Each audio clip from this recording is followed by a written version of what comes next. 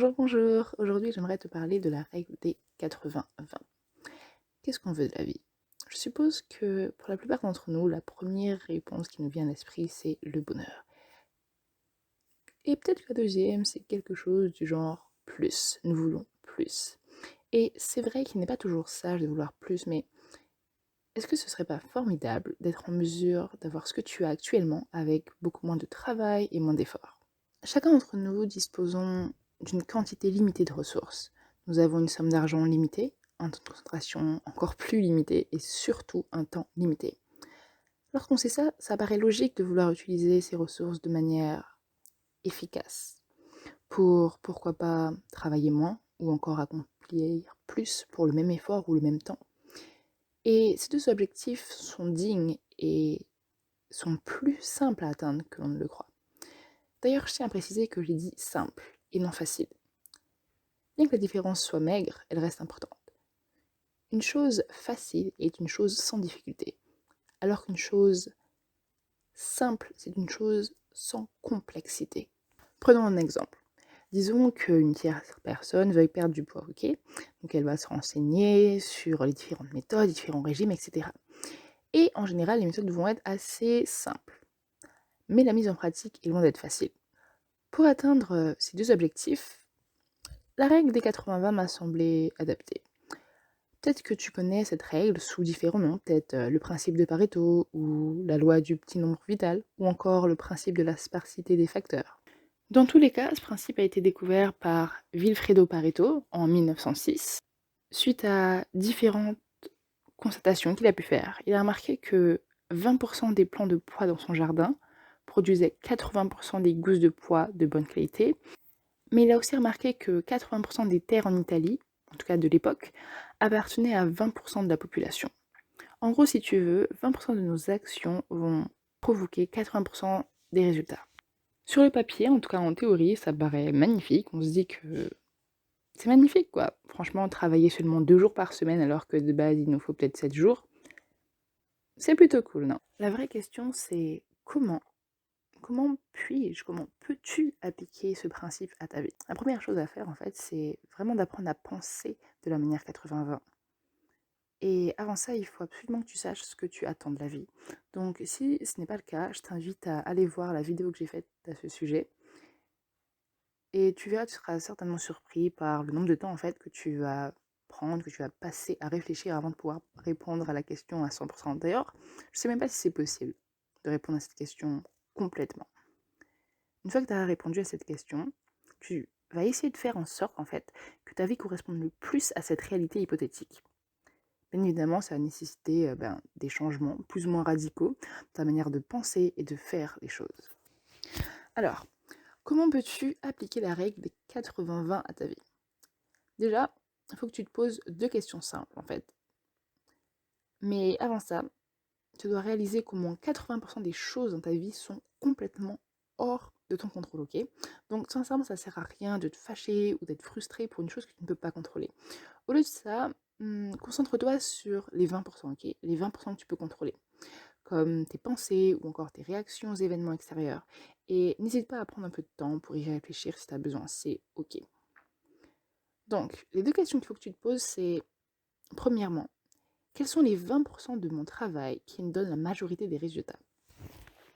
Et deuxièmement, c'est, suis-je capable de déplacer les ressources, donc le temps, l'argent, etc., d'un travail X pour te concentrer sur le travail que tu as défini à la question 1? Si c'est pas très clair, je vais essayer de te l'imager un peu. Disons que l'activité X que tu faisais, c'était euh, regarder la télé, ok? Et que tu as remarqué que tes 20%, c'était la lecture. Et donc, tu vas te demander, est-ce que tu es capable, est-ce que tu es en mesure de déplacer les ressources que tu utilisais dans cette télé ou dans les jeux vidéo, peu importe, de déplacer par exemple ce temps dans la lecture. En fait, ici, la vraie clé, c'est d'arrêter de perdre 80% de ton temps sur des choses qui produisent peu ou pas de résultats positifs dans ta vie. Après tout, les récompenses dans la vie ne sont pas données à ceux qui travaillent le plus dur, je pense que tu l'as remarqué, mais à ceux qui font le meilleur travail. Et voilà, en gros, la loi de Pareto, c'est ça. Comme je t'ai dit, c'est simple à comprendre.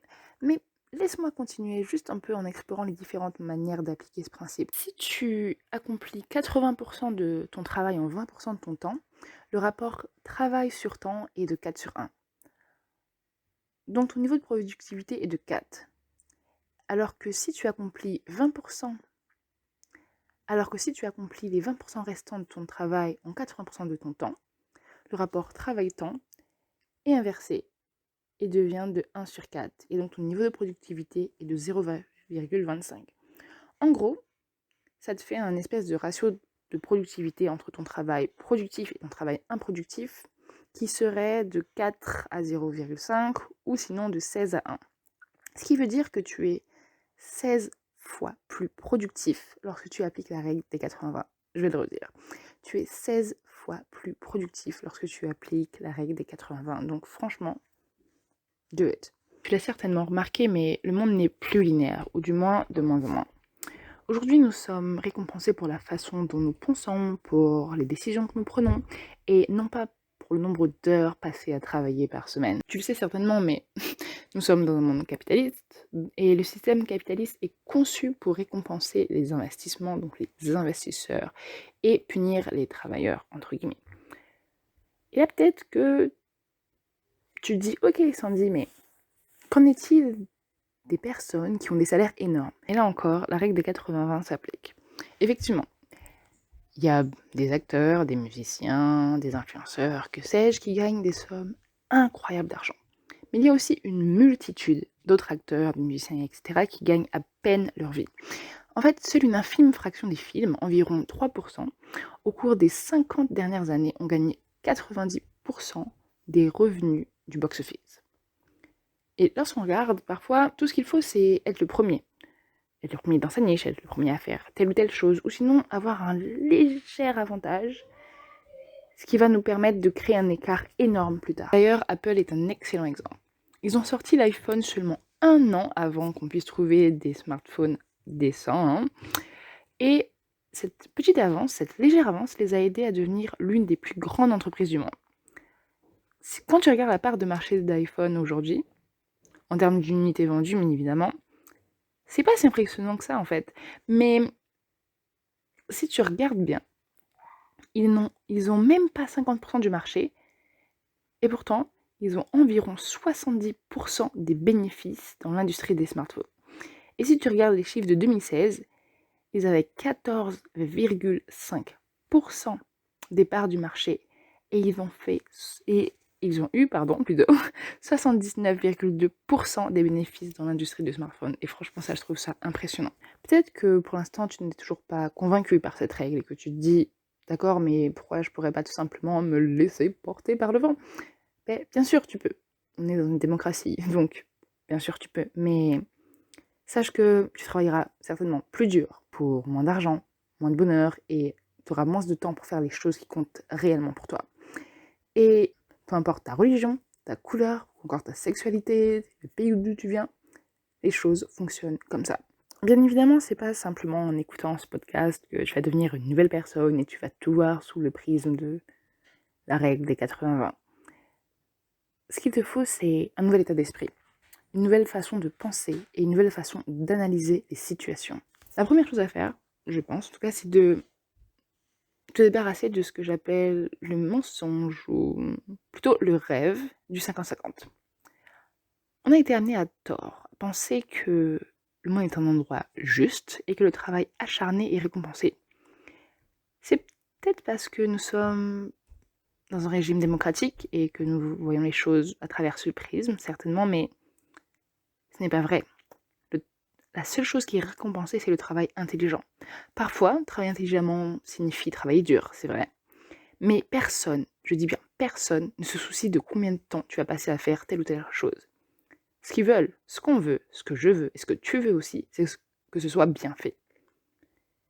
Alors, si tu peux prendre un raccourci et obtenir les mêmes résultats dans la moitié du temps, fais-le. Tu dois également arrêter de penser seulement à court terme.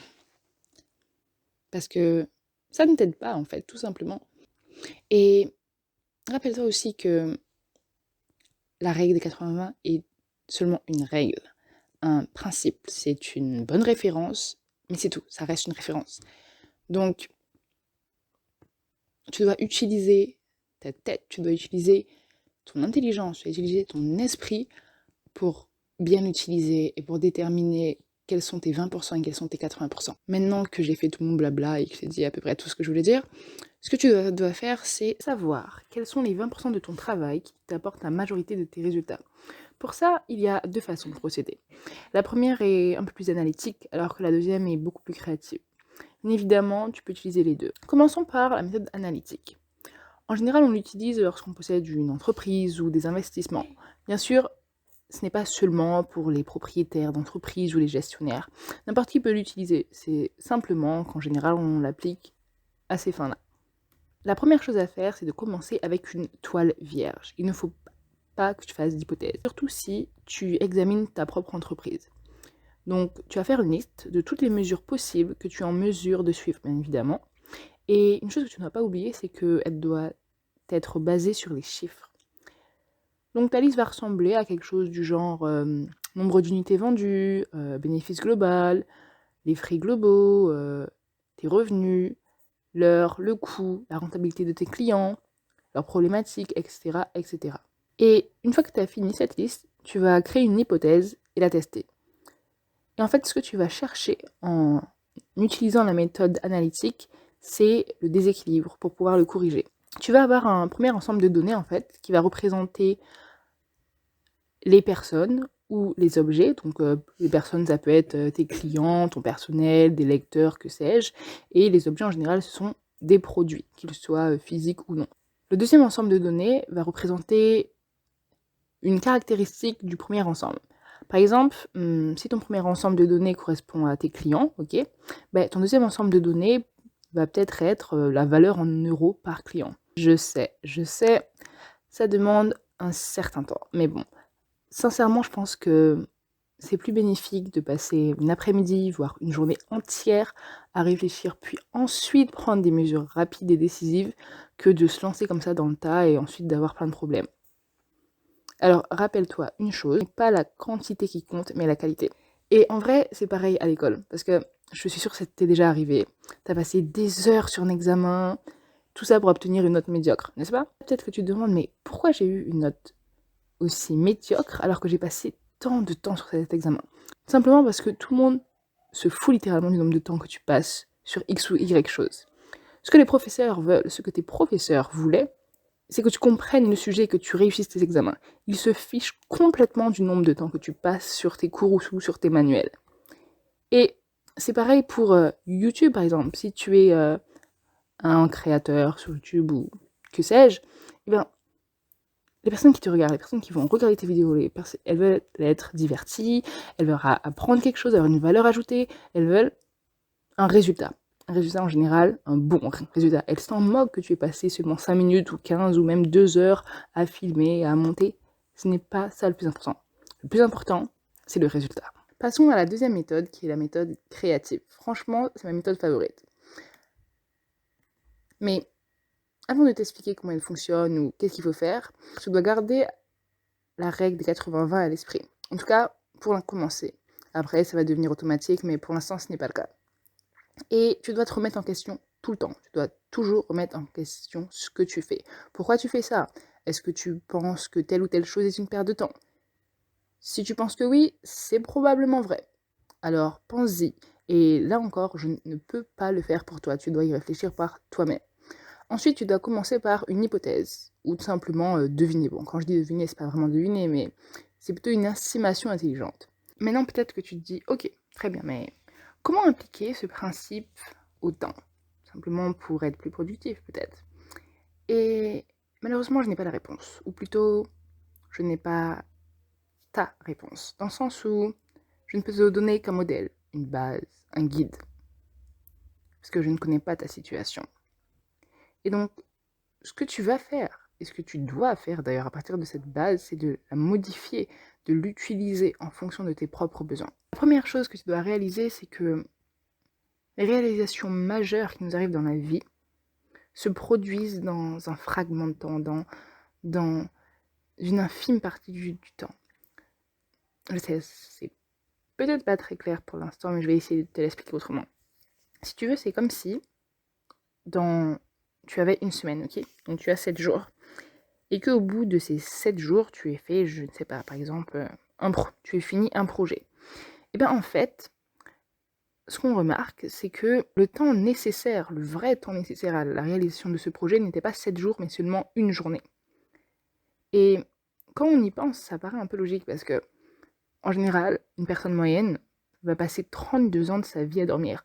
Ce qui montre que il y a des fragments de temps qui sont importants et tout le reste, c'est pas important.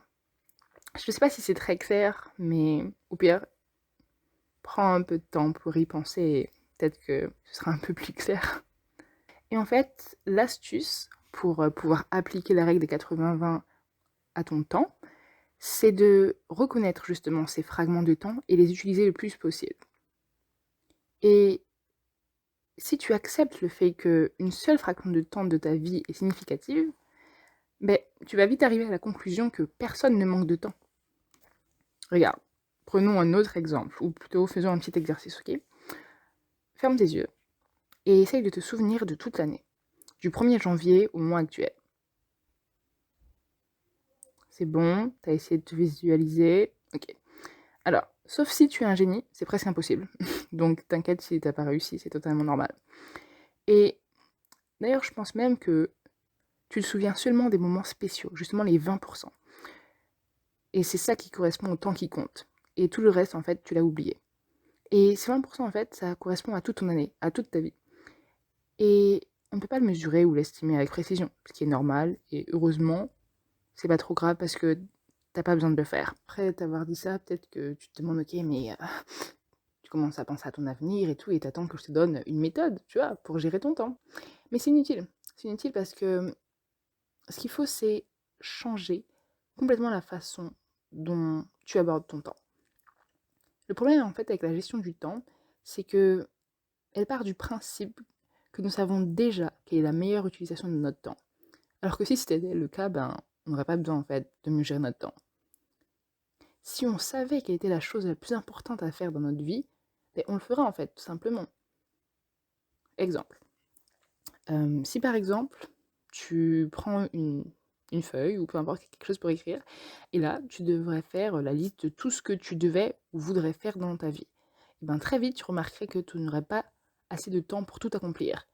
Et en fait, c'est pas que tu n'aurais pas assez de temps pour tout accomplir, c'est qu'il y a des choses qui sont importantes et d'autres qui ne sont pas importantes, tout simplement. Une autre chose aussi qu'il faut changer dans notre manière, dans notre rapport avec le temps, c'est comment on considère le temps. En général, on le considère comme une ressource, quelque chose qu'on peut dépenser, gaspiller, économiser. Un peu comme l'argent en fait. Sauf que ce n'est pas de l'argent. On ne peut pas l'accumuler, tu ne peux pas le mettre à la banque ou dans un coffre-fort et l'utiliser 10 ans plus tard. Ce n'est pas possible. Le temps continue. Il continue, continue. C'est un peu comme un marathonien qui continue de courir. Personne ne peut arrêter le temps, en tout cas à ma connaissance. Donc pour appliquer la règle des 80-20 au temps, il faut déjà que tu acceptes que notre conception actuelle du temps n'est absolument pas logique. Deuxièmement, tu dois aussi accepter et te rendre compte simplement qu'on ne manque pas de temps en fait, et qu'on a juste besoin d'augmenter le temps que nous passons à des activités rentables et agréables, et de diminuer le temps que nous passons à des activités inutiles et désagréables. Autre chose aussi importante, c'est de ne pas considérer le temps comme ton ennemi, mais au contraire de le voir comme un ami. En général, on pense souvent que le temps écoulé est perdu, ok? Mais dis-toi plutôt qu'il est investi. Tu vois, je trouve que ça se fait tout de suite mieux, non? Tu vois, j'ai investi mon temps, alors que j'ai perdu mon temps, c'est tout de suite négatif. Et effectivement, ça peut être un bon ou un mauvais investissement. Après ça, c'est toi qui décides. Bon, maintenant on arrive à la partie que tu dois certainement attendre. Je vais te donner un peu les principes, les clés, si on peut dire ça comme ça, même si en soi, c'est déjà un peu tout expliqué. Mais je voulais vraiment passer du temps dessus pour un peu t'expliquer le principe pour que tu puisses le comprendre, parce que je pars du principe que ben, si tu le comprends pas, tu pourras pas l'appliquer. Et donc là, je vais te donner quelques clés, quelques étapes à suivre pour pouvoir vraiment intégrer la règle des 80-20 dans ta vie. Donc commençons. La première chose à faire, c'est de dissocier l'effort et la récompense. En d'autres termes, tu dois travailler intelligemment. J'ai déjà dit, hein, mais je vais refaire une piqûre de rappel parce que ben, ça fait toujours du bien, mais la vraie clé, la vraie astuce, le vrai truc en fait, c'est d'arrêter de perdre 80% de ton temps sur des choses qui produisent peu ou pas de résultats. Et de te rappeler que tu es 16 fois plus productif lorsque tu appliques la règle des 80-20. La deuxième chose à faire, c'est d'abandonner ce sentiment de culpabilité. J'ai remarqué que dans notre culture, ou plutôt autour de moi, on pense parfois que travailler bien, c'est être occupé et stressé, alors que ce n'est pas le cas en fait. Et que la plupart des personnes se sentent coupables lorsqu'ils font quelque chose qu'ils aiment ou qu'ils estiment qu'ils devraient travailler.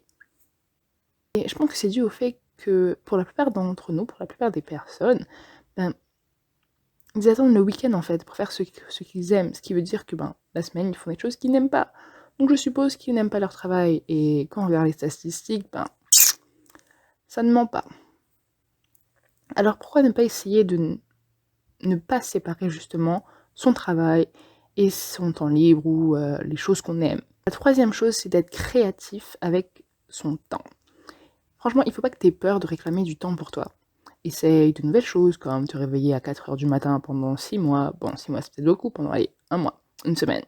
Ou ajouter une sieste à ton emploi du temps, ou créer un jour par semaine où tu vas te consacrer seulement à toi, sans distraction. Ou l'inverse, passer un jour par semaine à te consacrer aux autres en faisant du bénévolat, par exemple. Et là, encore une fois, je ne peux pas te donner plus de détails car je ne te connais pas. Mais je pense qu'un bon endroit pour commencer, c'est te réveiller plus tôt. Pourquoi? Parce que comme ça, peut-être que ces 2 heures, ces 3 heures que tu auras en plus, ou plutôt que tu auras déplacé dans ta journée, vont pouvoir devenir en fait tes 20% de productif.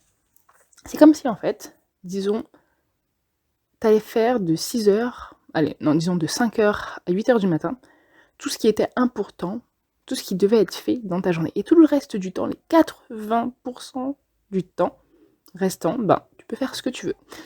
La quatrième chose, c'est d'identifier en fait les 20% qui produisent les 80%. Je l'ai déjà dit, mais je vais encore insister parce que c'est vraiment la pierre angulaire, c'est le principe de base et c'est important de le comprendre. Et si tu veux, il y a un problème, en tout cas pour moi c'est un problème, même si en soi ce n'est pas vraiment, mais bon, tu vas voir. En général, on veut faire 2 choses à la fois. On veut atteindre nos objectifs et en même temps essayer d'être plus heureux. Et même si, pour moi, c'est les 2 faces de la même pièce, juste pour l'explication que je vais en faire et pour un peu, te guider sur comment tu peux justement appliquer le principe de 80-20 dans ce cas-là, je vais les dissocier, même si de base, je ne pense pas que ce soit utile de les dissocier. La première chose que je te conseille, c'est par rapport à tout ce qui est objectif, ton travail, etc., c'est de le suivre. Qu'est-ce que je veux dire par là? C'est que déjà, il faut que tu te rendes compte, il faut que tu aies conscience du moment de la journée où tu es le plus productif. Pour ça, c'est très simple, tu vas simplement regarder dans ta journée, oui, bon, est-ce que tu peux se faire le matin, vers l'après-midi, vers le soir, vers 10h, vers 9h, etc. C'est très simple. Et comme ça, tu vas pouvoir garder ces conditions et donc faire en sorte que ce soit tes 20%. La deuxième chose à faire, c'est de suivre son bonheur. Je sais, ça peut paraître un peu bizarre comme ça, parce que le bonheur, c'est quelque chose d'interne, mais comme tu le sais, il y a aussi des bonheurs extérieurs. Et donc, ce que tu vas faire, c'est noter en fait ce qui te rend heureux. Ça peut être une musique, un film, telle ou telle personne, passer des moments avec X ou Y, faire X ou Y chose. Simplement, comme ça, tu vas pouvoir voir les 20% des choses qui te rendent le plus heureux ou la plus heureuse. Et donc les choses qui participent à ton bonheur. La cinquième chose, c'est de multiplier les 20% qui produisent les 80%. Bon, ça paraît logique. Maintenant que tu as tes 20%, pour être plus productif, pour être encore plus productif, tu vas les multiplier et utiliser ce temps-là. Donc en gros, ça revient tout simplement à faire quoi? À faire moins de choses qui te rendent malheureux, à faire moins de choses qui sont improductives et à faire plus de choses qui sont productives et à faire plus de choses qui te rendent heureux. Tout simplement. Et la sixième chose, c'est d'éliminer les distractions, mais c'est pas vraiment, il n'y a pas que des distractions, on va dire, éliminer la merde. Voilà.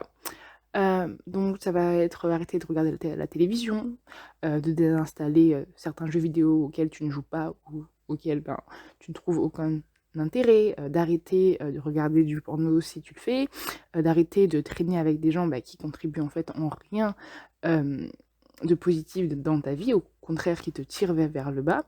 Mais bon, en soi, sur ce sujet, j'ai pas grand-chose à dire parce que je pense que tu sais très bien les activités qui te prennent plein de temps, les personnes qui te prennent aussi du temps et de l'énergie. Donc ça, c'est à toi de faire ça.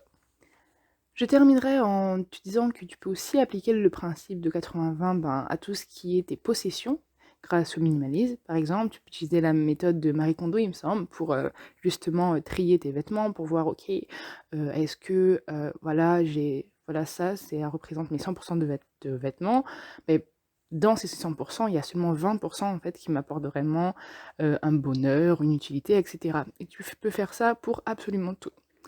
Donc voilà, c'est déjà la fin. Merci d'avoir écouté ce podcast jusqu'au bout. Je sais, il était très long. Peut-être que je n'ai pas été très claire. D'ailleurs, si je n'ai pas été très claire, n'hésite pas à me le dire en commentaire. Il n'y a aucun souci avec ça. N'hésite pas à liker si tu as apprécié. Et abonne-toi si tu souhaites plus de contenu ou tout simplement pour me soutenir.